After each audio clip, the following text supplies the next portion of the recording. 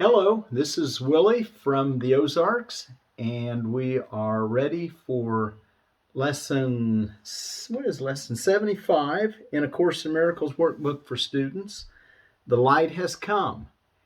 It is March the 16th, and this is we're going to remind ourselves a lot in this lesson. The light has come. I have forgiven the world. Okay, so the light has come. Yesterday's lesson, there is no will but God's. I hope you were able in the latter part of the meditation to reach that point of deep peace. But if you didn't, did we at least not fall into drowsiness and enervation?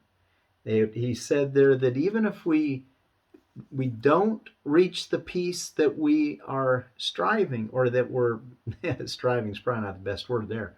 The peace that we are entitled to, and that we are becoming more aware that is our native state and that we can abide in. Even if we didn't reach that, if we kept bringing our attention back to the lesson, he said, if we find ourselves falling into drowsiness and enervation. Enervation, let's look at the definition. A feeling of being drained of energy or vitality, fatigue. Okay? He said that if you feel yourself slipping off into withdrawal, quickly repeat the idea for today and try again. Do this as often as necessary. There is definite gain in refusing to allow retreat into withdrawal, even if you do not experience the peace you seek. Okay, so we're going to still gain something as long as we kept bringing our attention back to the lesson and we found ourselves getting drowsy. This is a key idea that I want you to keep using in your meditations. He's given you a key component in meditating. That what we're seeking is going to be characterized by joy and an increased alertness. All right? Okay. I trust that you said at least once an hour yesterday, there is no will but God's. I seek his peace today. There is no will but God's. I seek his peace today. And you know, the reason why that is so indicative of peace, there is no will but God's, is because, as it said we started our longer meditation by saying there is no will but God's. I cannot be in conflict. If there's only one will, then you can't be in conflict. We just need to be in tune with that will. All right. So this is the advanced teachers of God reach this place of deep peace because of their honesty at recognizing what is true and what is not. They realize that everything is of the one will of God's. All right, lesson 75, the light has come. Right before we read that, look what I've got here. I picked this up today at a local greenhouse. He had some, this is rhubarb, Canada red rhubarb. It says it has a higher sugar content than most rhubarbs. It likes cold weather. This is called a Canadian red or Canada red rhubarb. So anyway, it's a perennial. And I was reading a little bit about it. They say they're about 4 foot tall, up to 3 foot, or 3 to 4 foot tall, and about the same width for one crown. It said don't pick too much the first year or two, and then after the third year you pick all you'll get it said sizable harvest. Of course, I'll probably pick a little bit every year. That's just the way I do things. Got to at least try it, you know. Okay. Lesson 75, the light has come. The light has come. You are healed, and you can heal. The light has come. You are saved, and you can save. You are at peace, and you bring peace with you wherever you go. Darkness and turmoil and death have disappeared. The light has come. 2. Today we celebrate the happy ending of your long dream of disaster. There are no dark dreams now. The light has come. Today the time of light begins for you and everyone. It is a new era in which a new world is born. The old one has left no trace upon it in its passing. Today we see a different world because the light has come. You know, we've been working over the last several lessons about recognizing that there is no will but God's, that I will there be light.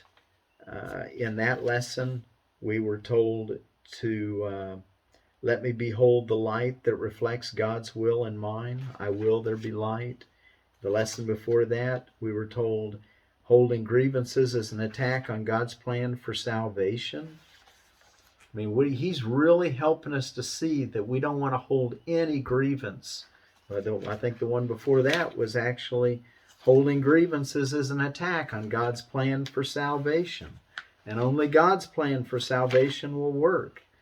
All right, he's trying to really hone in on this idea that we don't want to hold on to any unforgivenesses. We don't want to see guilt anywhere in ourselves or anyone else.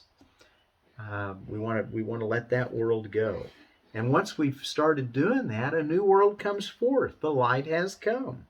Our exercises for today, paragraph 3, will be happy ones in which we offer thanks for the passing of the old and the beginning of the new. No shadows from the past remain to darken our sight and hide the world forgiveness offers us. Today we will accept the new world as what we want to see. We will be given what we desire. We will to see the light. The light has come. Did we read all of paragraph 2? That was the end of paragraph 3. Let's just look at here, just make sure. The old one has left no trace upon it in its passing. Today we see a different world because the light has come. Yes. Okay, on to paragraph 4. Our longer practice periods will be devoted to looking at the world which our forgiveness shows us. Our longer practice period will be devoted to showing us the world that our forgiveness shows us. This is what we want to see, and only this. Our single purpose makes our goal inevitable. Today, the real world rises before us in gladness to be seen at last. Sight is given us now that the light has come. Paragraph 5. We do not see the ego shadow on the world today. We see the light, and in it we see heaven's reflection lie across the world. Begin the longer practice periods by telling yourself the glad tidings of your release. The light has come. I have forgiven the world. See how he's associated I have forgiven the world with the light has come? What we trade, we just don't, in our sleep, we don't realize how much it cuts us off from the awareness of ourself as beings of light when we hold a judgment about what another person should or should not do. You know, if we think that they're doing something wrong and we judge them, it cuts our awareness off. We don't know their path. Let's leave that to God to care for. Let's just be assisting people with a good attitude towards everyone, recognizing them as our brother, our dear friend. All right, the light has come. I have forgiven the world. 7. Dwell not upon the past today. Dwell not upon the past today. Keep a completely open mind, washed of all past ideas and clean of every concept you have made. You have forgiven the world today. You can look upon it now as if you never saw it before. You do not know yet what it looks like. You merely wait to have it shown to you. While you wait, repeat several times slowly and in complete patience. Complete patience. The light has come. I have forgiven the world. The light has come.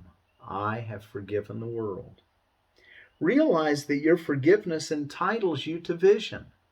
Okay? So look at the association. Forgiveness entitles you to vision. What do you have when you have light? Well, you're able to see. You have vision. Realize that your forgiveness entitles you to vision. Understand that the Holy Spirit never fails to give the gift of sight to the forgiving. Believe He will not fail you now. You have forgiven the world. He will be with you as you watch and wait. He will show you what true vision sees. It is His will, and you have joined with Him. Wait patiently for Him. He will be there. The light has come. You have forgiven the world. Over and over, He's associating the light has come. Because I have forgiven the world. The light has come. I have forgiven the world. The light has come. You have forgiven the world. 10. Tell Him you know you cannot fail because you trust in Him. Tell yourself you wait in certainty to look upon the world He promised you. From this time forth you will see differently. Today the light has come, and you will see the world that has been promised you since time began, and which is the end of time ensured. So since time began, and in this, the end of time is ensured. In our forgiveness lies the end of time and space. And we'll transcend it all. That's why we're miracle workers. Nothing's impossible for our joint will with God. 11. The shorter practice periods too will be joyful reminders of your release. Remind yourself every quarter of an hour or so that today is a time for special celebration. Give thanks for mercy and the love of God. Rejoice in the power of forgiveness to heal your sight completely. Be confident that on this day there is a new beginning. Without the darkness of the past upon your eyes, you cannot fail to see today, and what you see will be so welcome that you will gladly extend today forever. Say then, the light has come. I have forgiven the world. The light has come. I have forgiven the world. Should you be tempted, say to anyone who seems to pull you back to darkness, the light has come. I have forgiven you.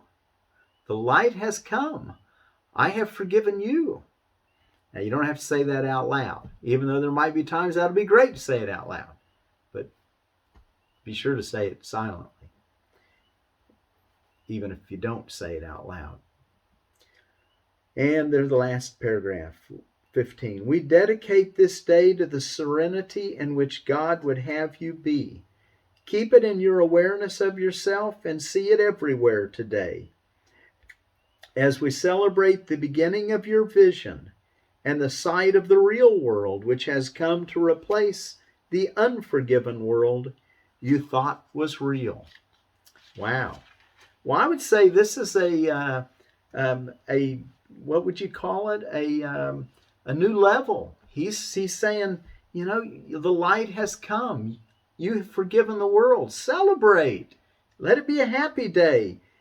It's the end of your long dream of disaster, he says. Okay. So, until tomorrow, say often, every 15 minutes. Well, we probably could use a grandfather clock to chime every 15 minutes. But just somehow try to remember and just keep that thought alive over and over through the day. Say, the light has come. I have forgiven the world. Peace.